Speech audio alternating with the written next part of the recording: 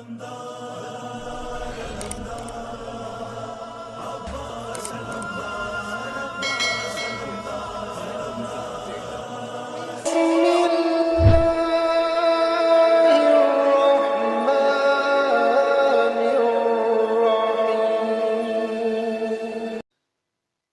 متعہ کے بارے میں مسلمانوں کے بڑے خلیفے نے، زبردست قد کے لحاظ سے بھی کافی بڑے تھے، انہوں نے یہ فرمایا کانتا فی زمن رسول اللہ وانا احرمھا، رسول کے زمانے میں یہ دو چیزیں، ایک متع نساء شریعت یعنی طواف النساء، اور ایک متعۃ النساء جو عارضی نکاح ہے، اسے بیان کرتے ہی لوگ سمجھتے ہیں مولوی صاحبان اپنے پسند کی چیز بیان کرنے لگے۔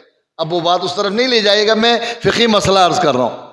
لہٰذا رسول کے زمانے میں تھے، میں حرام کرتا ہوں۔ میں نے پورا مقدمہ شروع سے اس لیے بتایا کہ کسی کو اختیار نہیں کہ پیغمبر جسے حلال کرے اسے کوئی حرام کر سکے، نہ دوسرا کوئی قرآن نازل ہونے والا ہے، نہ کوئی دوسری وحی آنے والی ہے۔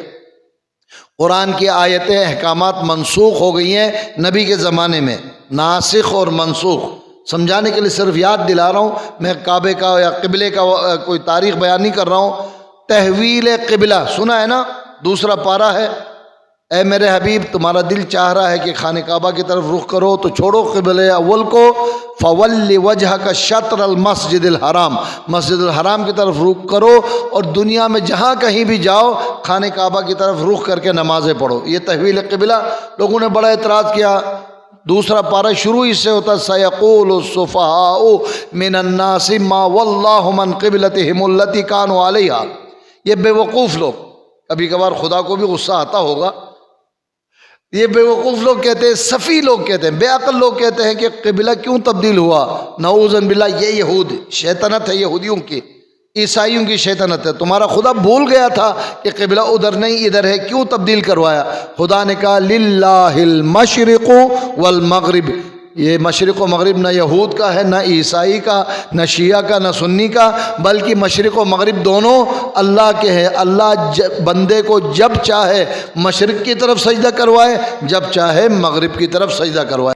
تو کوئی نیا حکم آنے والا نہیں، کوئی نیا پیغام جبرائیل لے کے آنے والے نہیں۔ جو حکم ثابت ہیں، جو حکم نافذ ہیں، وہ قیامت تک نافذ ہوں گے۔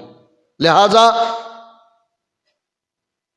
مسلمان جو بھی کریں اس سے ہمارا عمل بدل نہیں سکتا، لہٰذا ہمیں ہر صورت میں متعۃ النساء اور طواف النساء کو شرعی طور پر جائز سمجھنا ہے۔ جہاں درپیش ہو عمل بھی کرنا ہے، لیکن عمل کے بغیر ناجائز کو جائز سمجھنا اور جائز کو ناجائز سمجھنا بھی شریعت میں درست نہیں ہے۔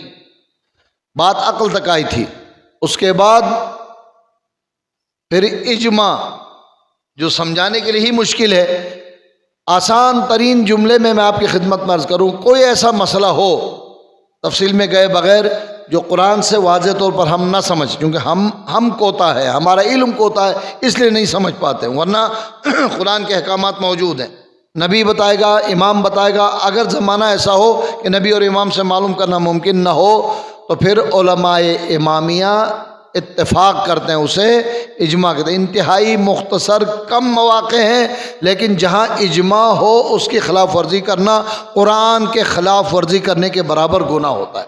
لہٰذا منبع شریعت، منابع شریعت یہ چار ہے۔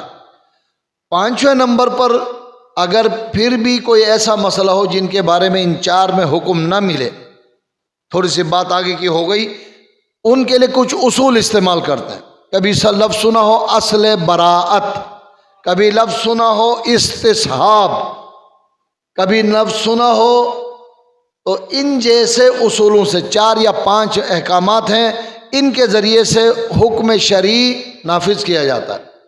استصحاب کے بارے میں اشارہ کرتا ہوں، بات آئی ہے اور اگلی بات عرض کروں۔ طالب علمی میں ہم پڑھتے ہیں اور پھر طالب علموں کو پڑھاتے ہیں قانون ابق ما کان علی ما کان۔ یہ دری ہم نے دھو لیا تھا، پاک کیا تھا، پہلے سے ہمیں معلوم ہے کہ دری پاک ہے۔ اب یہ ہزاروں مثالیں بن سکتی ہیں۔ کل آئے کوئی دبا نظر آیا، شک ہوا کہیں نجس تو نہیں ہوا، نجس ہونے کے بارے میں علم ہو جائے تو سابقہ یقین ختم ہوگا. اگر یقین نہ ہو، شک ہو، تو شک کے ذریعے سابقہ یقین توڑا نہیں جا سکتا. لا تبطل الیقین بالشک، شک کے ذریعے سے یقین کو توڑا نہیں جا سکتا. اب اس کا یہ فائدہ نہ لیجیے گا یقین ہو رہا ہے پھر بھی آپ کہیں گے مولانا صاحب نے کہا تھا شک نہ کرو، پیشاب کو بھی پاک سمجھو، پاخانے کو پاک سمجھو، نہ خون کو بھی پاک. یہ مطلب نہیں، یقین ہونے تک شک ہو رہا ہے تو شریعت کا حکم ہے. اب ظاہر ہے میرے دری کے پاک ہونے کے بارے میں نہ قرآن کی کوئی آیت ہے نہ معصوم کی حدیث ہے کہ مکتب کی دری پاک ہے یا نجس ہے. اسے مجھے آپ کو فیصلہ کرنا ہے. نجاستیں بتائی گئی ہیں، طہارتیں بتائی گئی ہیں، مگر یہ چیز نجس ہے یا پاک یہ تو میرا آپ کا فیصلہ ہے. لہذا جب تک یقین نہ ہو سابقہ طہارت کے حکم کو لگائیں گے. اس قانون کو کہتے ہیں استصحاب. اس کو طہارت کے بجائے نجاست میں لگائے.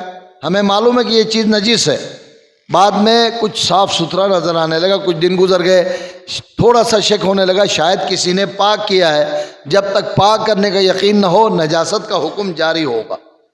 حکم مطلق سنا ہے، پانی کے بارے میں مطلق ہونا چاہیے. وضو، غسل اور نجس کو پاک کرنے کے لیے پانی مطلق ہونا چاہیے. کراچی کے نلکوں میں گندگی اکثر آنے لگتا ہے، شک ہو جاتا ہے، مجھ سے سوال بھی کرتے ہیں تو نل نجس ہے یا پاک میں کیسے بتاؤں جب تک کہ معلوم نہ ہو. اب شک ہونے لگا کہ جو مطلق پانی تھا وہ کہیں خراب تو ہو کے نجس تو نہیں ہوا. جب تک نجس ہونے کا یقین نہ ہو ابق مکان علی مکان، پہلے سے نجس ہو جب تک یقینی طور پر پاک نہ ہو ابق مکان علی مکان پر قانون چلتا ہے. نہ یہ بات قرآن سے آیت کے ذریعے ثابت کی جا سکتی ہے نہ حدیث سے کہ پیغمبر آ کے بتائیں گے کہ آپ کی ٹینکی پاک ہے یا نجس. یہ ہمیں اپنے قانون کے مطابق لینا ہوتا ہے. شریعت مقدسہ میں ان اصولوں کو مکمل طور پر جمع کر کے حلال و حرام کا فتویٰ دیا جاتا ہے. مجتہد پر لوگ اعتراض کرتے ہیں یہ کیا بات ہے کہ ایک کہتا ہے حلال ہے ایک کہتا ہے حرام. ہر ایک کی اپنی ریسرچ اور اپنے علمی تجربے کے ذریعے سے مسئلہ بیان کرتا ہے. تقلید کرنے والے کی ذمہ داری ہے مجتہد نے جو حکم دیا اس پر عمل کرے، اس کے بعد سوال و جواب میرا آپ کا کام نہیں، وہ خدا جانے. خدا مجتہد کا یعنی خدا نے جو معین کیا ہے مجتہد جانے اور مجتہد کا خدا جانے. نمبر 2 فقہی مسائل میں سے بہت دفعہ انسان دوسرے کے علمی رعب و دبدبے کی وجہ سے مرعوب ہو کر عقیدے اور نظریے میں غلطی پیدا کرتا ہے، خلل پیدا کرتا ہے اور دوسروں کے اتنا بڑا پروفیسر کہہ رہا ہے، اتنا بڑا اسکالر کہہ رہا ہے، اتنا بڑا پروفیسر کہہ رہا ہے، وہ بات غلط کیسے ہو سکتی ہے؟ بتائیے سارے پروفیسرز کافر ہیں، ان کا کیا کرے؟ بڑے پروفیسر ہے کفر ہم لیں گے ان سے. لہذا علمی منبع جو ہم نے 4-5 بتائے ان سے دلیل لے سکے تو ٹھیک، نہیں تو جو جانتے ہیں ان کی طرف رجوع کرنے کا حکم ہے. جو میرا ہمیشہ کا طریقہ ہر مسئلے میں یہ بتاتا ہوں اور قرآن کی آیت ہماری رہنمائی کرتی ہے، فَاسْأَلُوا أَهْلَ الذِّكْرِ إِن كُنتُمْ لَا تَعْلَمُونَ. اگر کوئی بات نہیں جانتے ہو تو جاننے والوں سے سوال کرو. سوال کرنے میں کوئی عیب نہیں ہے. دین سمجھ بوجھ حاصل کرنے کے لیے سوال و جواب سے ہی سمجھ میں آ سکتا ہے، اس کے بغیر نہیں.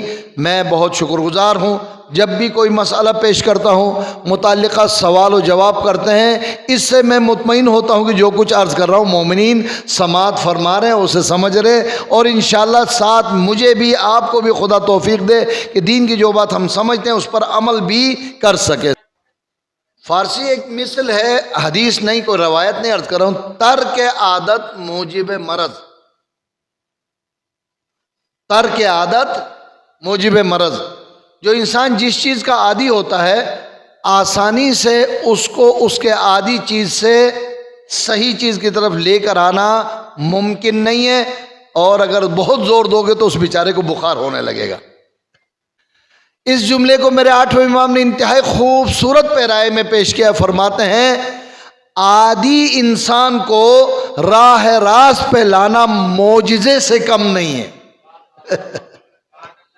یعنی اگر ایک آدمی بچپن سے ایک کام کرتا ہے یہ سمجھ کر کہ میں جو کچھ کر رہا ہوں صحیح ہے، شریعت کے مطابق ہے، میں اگر مثالیں دینا شروع ہوں گا تو آپ بھی ناراض ہونا شروع ہوں گے، اس لیے میں مثالوں میں زیادہ آپ کو الجھاؤں گا نہیں، لیکن بس جو بات حقیقت ہے وہ عرض کروں گا۔ دسیوں ایسی باتیں ہیں جو ہم عادی ہیں، جن کے بجا لانے پر ایسے عادی ہیں چھوڑ دیں گے مجھے بھی بخار ہونے لگے گا۔ ایسے میں امام فرماتے ہیں آپ کوشش کریں، آپ تبلیغ کریں، آپ امر بالمعروف کریں، نہی عن المنکر کریں، اور اسے اس عادت سے ہٹا کر دین کے صحیح راستے پر لے کر آؤ، تو سمجھ لینا حضرت موسیٰ کے عصا کی طرح خدا نے تمہیں بھی معجزہ عطا فرمایا ہے۔ جو میں ہمیشہ آپ کی خدمت میں مثال پیش کرتا ہوں، ایک جگہ پر مولوی کی حیثیت سے قربانی میں دعا پڑھنے کے لیے مجھے لے جایا جاتا ہے۔ میں نے دیکھا جو صاحب جانور ذبح کر رہے ہیں وہ صحیح نہ قبلہ رخ کا نہ صحیح رگ ذبح کرنے کا طریقہ نہیں آتا۔ میں نے کہا کہ مشکل ہے، تو جو صاحب مجھے لے کر گئے وہ کہتے ہیں کہ یہ 30 سال سے ہمارے ہاں جانور ذبح کرنے کے لیے آتے ہیں، یہ غلط کیسے کر سکتا ہے؟ یہ دلیل ہے اس کے صحیح ہونے کی؟ میری طرف سے 20 سال اور لے لے، وہ 50 سال سے آ رہا ہے، نہیں 50 سال اور لے لے، 100 سال سے کوئی بندہ آ رہا ہے اور 100 سال سے غلط کام کر رہا ہے، اس کا یہ مطلب نہیں کہ 100 سال سے کام کر رہا تو صحیح ہے۔ ذرا سا اور ہماری لائن کی بات کریں، ایک شخص اذان دے رہا ہے اور لفظ غلط ادا کر رہا ہے، فرض کرے، اور کوئی کہے اس لفظ کو صحیح کرے، میں 40 سال سے اذان دے رہا ہوں، آج جمعہ ہفتہ نہیں ہوا، آج آپ آ کے مجھے سمجھا رہے، میں 40 سال سے اذان دے رہا ہوں، اور حضور 40 سال سے غلط اذان دے رہا ہو، اس کا بھی تو لحاظ رکھو۔ مولوی صاحب کو پکڑیں، ایک طالب علم بھی پکڑ سکتا ہے، حرف کی ادائیگی قرات ضروری ہے۔ قرات میں اگر کوئی مولوی بھی غلطی کر رہا ہے، ایک چھوٹا سا طالب علم جا کر، باپ اور بیٹے کی مثال دی گئی ہے شریعت میں، بیٹا باپ سے کہے کہ بھائی بابا یہ غلط پڑھ رہے ہیں، اگر اس نے کہیں سے سیکھ کر آیا ہے، باپ کی کیا ذمہ داری؟ بیٹا تھپڑ مار کے خاموش کرائے، یا یہ کہ اگر بات صحیح کر رہا ہے تو بیٹا ہونے کے باوجود اس کی بات ماننا شریعت کا حکم ہے۔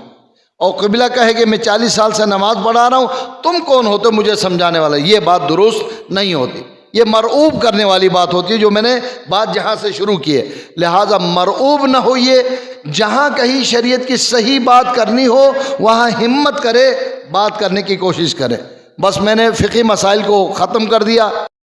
ہم امید کرتے ہیں کہ ہماری یہ ویڈیو آپ کو ضرور پسند آئی ہوگی۔ اس ویڈیو کا اگلا حصہ دیکھنے کے لیے چینل کو سبسکرائب، شیئر ضرور کریں تاکہ ہماری آنے والی ویڈیو آپ تک بر وقت پہنچ سکے۔ شکریہ۔